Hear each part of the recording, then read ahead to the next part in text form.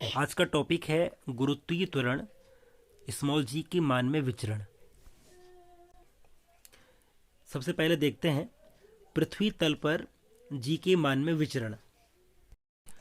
पृथ्वी तल पर जी का मान पृथ्वी के ध्रुवों पर सबसे अधिक होता है, जबकि भूमध्य रेखा पर सबसे कम होता है। तो जो स्मॉल जी का मान है वो ध्रुवों पर सबसे अधिक होगा और भूमध्य रेखा पर सबसे कम होगा, और इस प्रकार इसका मान लगातार ध्रुव से लेकर के भूमध्य रेखा के बीच निरंतर घटता जाएगा। इसका अर्थ ये हुआ कि पृथ्वी पर हर जगह पर स्मॉल जी का मान समान नहीं रहता, बल्कि अलग अलग होता है। स्मॉल जी के मान में यह जो परिवर्तन लगातार हो रहा है, इसके पीछे दो कारण मुख्य हैं। पहला है पृथ्वी की आकृति और दूसरा है पृथ्वी का अपनी अक्ष के चारों ओर घूमना।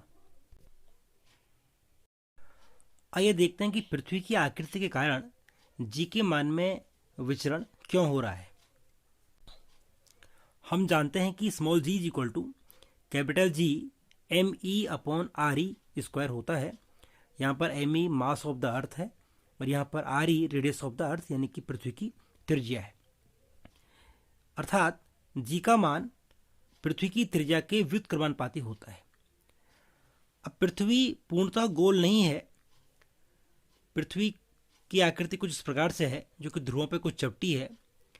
तो हम कह सकते हैं कि जो त्रिज्या है पृथ्वी की वो एक समान नहीं है। तो ध्रुवों पर जो त्रिज्या है वो कम है और भूमध्य रेखा की जो लंबाई है वो ज़्यादा है। अथवा ध्रुवों पर त्रिज्या भूमध्य रेखा पर त्रिज्या से लगभग 21 किलोमीटर कम है। तो जो भूमध्य रेखा की त्रिज्या है ये 21 किलोमीटर अधिक है ध्रुवों पर त्रिज्या की। तो जब त्रिज्या का मान अधिक हो जाएगा तो स्मॉल जी का मान क्या हो जाएगा, कम हो जाएगा। देखिए आर ई इन दोनों में व्युत्क्रमानुपाती संबंध है। तो जब त्रिज्या का मान बढ़ जाएगा तो तब जी का मान कम हो जाएगा। इसीलिए भूमध्य रेखा पर स्मॉल जी का मान कम होता है और ध्रुवों पर स्मॉल जी का मान अधिक होता है।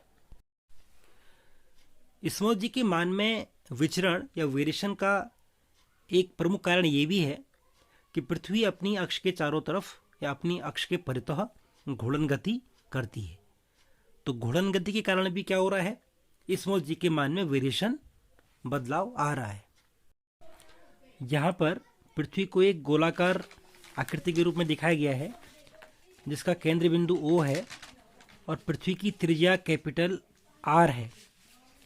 यदि पृथ्वी की सतह पर बिंदु P पर कोई वस्तु स्थित है जिस पर कि हमें गुरुत्वीय त्वरण का मान ज्ञात करना है, तो सबसे पहले हम उस बिंदु को केंद्र बिंदु से मिला लेंगे और ये पृथ्वी की त्रिज्या R कहलाएगी।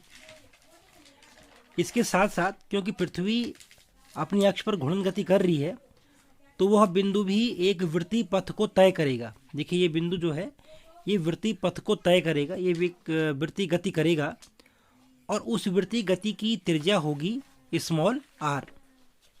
उसी गति क्या हो, उसकी त्रिज्या क्या होगी, स्मॉल r होगी। तो दो r यहाँ पे हैं, एक कैपिटल R है, ये पृथ्वी की त्रिज्या है, और एक स्मॉल r है जो कि वृत्तीय पथ की त्रिज्या है। अब माना जो ये बिंदु P है ये थीटा अक्षांश पर स्थित है। अक्षांश का अर्थ क्या हुआ कि जो ये क्षैतिज तल है इससे ये कितने अंश पर स्थित है, इसे हम अक्षांश कहेंगे। अब चूंकि यह वस्तु वृत्तीय गति भी करेगी या वृत्तीय पथ पर चलेगी, तो इस पर एक अपकेंद्र बल लगेगा जो कि इसकी त्रिज्या के बिल्कुल बाहर की ओर होगा। तो अपकेंद्र बल कितना होता है, एम भी स्क्वायर अपॉन आर होता है। और चूंकि भी is equal to R omega होता है, तो हम लिख सकते हैं एम भी की जो क्या लिख देंगे, R square omega square upon R, या ये हो जाएगा एम आर ओमेगा स्क्वायर। तो इस वस्तु पर लगने वाला अपकेंद्र बल है M R omega square, M R omega square, इस पे लगने वाला अपकेंद्र बल है। इस वस्तु पर एक अपकेंद्र बल भी लग रहा है और दूसरा पृथ्वी के केंद्र की तरफ गुरुत्व बल भी लग रहा है। गुरुत्व बल कितना होता है? तो पृथ्वी के केंद्र की तरफ लगने वाला जो गुरुत्व बल है वो mg होता है। यदि यहाँ पर कोई वस्तु है जिसका द्रव्यमान m है तो उस पर बल कितना लगेगा? mg। तो mg बल इसके केंद्र की तरफ लगेगा। लेकिन चूंकि इस पर अपकेंद्र बल भी लग रहा है तो इस mg में कुछ कमी आ जाएगी। कैसे कमी आएगी? हम इस एम आर ओमेगा स्क्वायर को दो भागों में विभक्त कर देंगे, दो कंपोनेंट में इसको बांट देंगे जो कि एक दूसरे के लंबवत होंगे। तो ये जब ये थीटा है तो ये कोण भी थीटा हो जाएगा और ये कोण भी थीटा हो जाएगा। तो इस प्रकार से ये वाला कंपोनेंट हो जाएगा M R omega square cos theta, M R square M R omega square cos theta, ये कंपोनेंट हो जाएगा। स्मॉल आर और कैपिटल आर में संबंध भी हम ज्ञात कर लेंगे। चूंकि यह एंगल थीटा है तो हम यहाँ से लिख सकते हैं कि R is equal to R cos theta, R is equal to R cos theta, ये रिलेशन भी हम ज्ञात कर सकते हैं। अब जो बल इस वस्तु पे लगेगा वो बल mg नहीं होगा बल्कि उसका मान कुछ और होगा। तो हम लिख सकते हैं कि F dash is equal to क्या हो जाएगा? F dash equal to mg minus, देखिए mg अंदर की तरफ लग रहा है और M R omega square cos theta बाहर की तरफ लग रहा है। तो रिजल्टेंट जो नेट फोर्स होगा वो इन दोनों का अंतर होगा। तो mg minus M R omega square cos theta, ये हो जाएगा।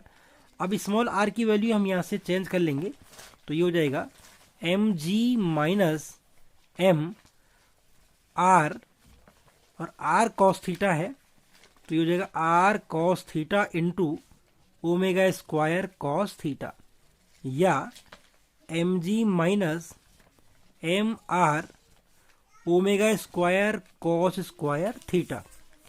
तो ये अब जो नया बल है इस पे लगने वाला उसका मान हमको प्राप्त हो गया। अर्थात इस पर जो फोर्स है वो mg नहीं है बल्कि mg में कुछ कम उसका मान हो जाएगा।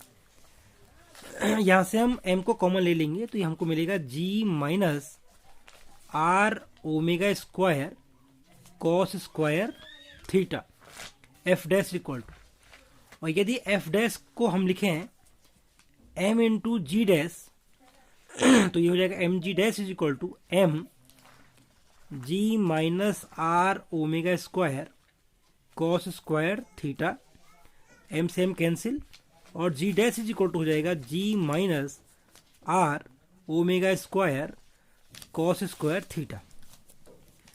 तो ये क्या है? जी का मान है। अब गुरुत्वीय त्वरण का जो मान है वो जी से हटकर है। तो कहने का अर्थ ये है कि थीटा की वैल्यू जी डैश की वैल्यू निर्भर किस पे करती है? थीटा पे निर्भर कर रही है। जैसे जैसे थीटा का मान परिवर्तित होगा वैसे वैसे जी डैश का मान भी बदलेगा। अब देखते हैं कि भूमध्य रेखा पर और ध्रुवों पर जी डैश का मान कितना प्राप्त होता है। तो देखिए भूमध्य रेखा पर थीटा का मान कितना होगा? देखिए भूमध्य रेखा ये है तो थीटा की वैल्यू 0 हो जाएगी, तो theta is equal to 0 degree हो जाएगा। तो G dash is equal to हो जाएगा आपका G minus R omega square cos square 0, और कॉस 0 का मान 1 होता है तो इसको हम लिख सकते हैं G dash is equal to G minus R omega square. तो यहाँ पर देखिए जी में से कुछ वैल्यू घट रही है, जी में से कुछ वैल्यू घट रही है, तो ये अधिकतम वैल्यू है जो घट रही है, या हम कह सकते हैं कि जी डैश का मान हमको न्यूनतम प्राप्त होता है। तो ये आपका जी मिनिमम है। जी मिनिमम इज इक्वल टू क्या हो जाएगा? G minus R omega square. अब देखते हैं कि ध्रुवों पर जी का मान कितना होगा। तो ध्रुवों पर देखिए ध्रुव, अगर ये ध्रुव है यहाँ पे तो यहाँ पर थीटा की वैल्यू कितनी है? थीटा की वैल्यू मैक्सिमम है, यानी कि थीटा की वैल्यू आपकी 90 डिग्री है। तो हम कहेंगे थीटा यहाँ पे हो जाएगा theta is equal to 90 degree. तो G dash is equal to हो जाएगा G minus R omega square cos square 90 degree. और कॉस 90 का मान कितना होता है? कॉस 90 इज इक्वल टू होता है 0। तो ये पूरा फैक्टर क्या हो जाएगा? 0 हो जाएगा। तो G dash is equal to हो जाएगा जी माइनस 0 या जी डैश इज इक्वल टू हो जाएगा जी। तो कहने का तात्पर्य ये है कि घूर्णन गति के कारण या अपनी अक्ष के परितः घूर्णन गति के कारण अगर हम जी डैश की बात करें तो जी डैश का मान या गुरुत्वीय त्वरण का मान ध्रुवों पर सबसे अधिक होता है और भूमध्य रेखा पर सबसे कम होता है। इससे पहले पार्ट में भी हमने ये देखा था कि अपने आकार के कारण, due to shape of the earth, अपने आकार के कारण भी भूमध्य रेखा पर जी का मान क्या होता है? मिनिमम होता है, और ध्रुवों पे इसका मान क्या होता है? मैक्सिमम होता है। तो गुरुत्वीय त्वरण का मान ध्रुवों पर हमेशा अधिक होता है और भूमध्य रेखा पर कम होता है। इसके दो कारण हमने बता दिए हैं। पहला कारण क्या था कि भूमध्य रेखा की जो त्रिज्या है वो अधिक है और जी का मान त्रिज्या पर निर्भर करता है, त्रिज्या अधिक होगी तो जी का मान कम होगा। और दूसरा कारण क्या बताया कि जब चूंकि पृथ्वी अपने अक्ष पर घूर्णन गति करती है और घूर्णन गति होने के कारण जी के मान में बदलाव आता है, और जी के मान में बदलाव जो अक्षांश वाला कोण है, इन कितने अक्षांश पर वह वस्तु है या वह स्थान है, उसके कारण भी जी के मान में परिवर्तन आता है, जिसका सूत्र है G dash is equal to G minus R omega square cos square theta, जहाँ पे आर क्या है? पृथ्वी की त्रिज्या है, ओमेगा कोणीय गति है या घूर्णन गति है, और थीटा क्या है? थीटा उस स्थान का अक्षांश है।